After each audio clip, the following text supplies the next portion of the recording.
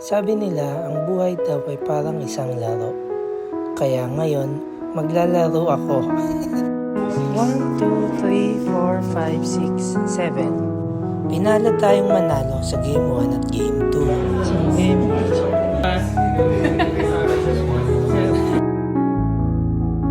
Naglalaro sila so huwag tayong maingay para di natin sila maabala. Heath versus Philip po. Kalaban natin ngayon si Sir Philip at dahil sa kanya tayo sumabay papunta, magpapatalo ako. Hindi, joke lang. Talo talaga ako sa kanya.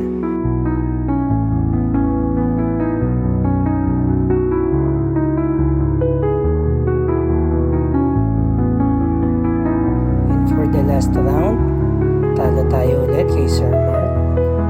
And yung conquer po si Sir Heath. Natapos na nga ang laro. Salamat sa mga nanood at kita-kits sa susunod.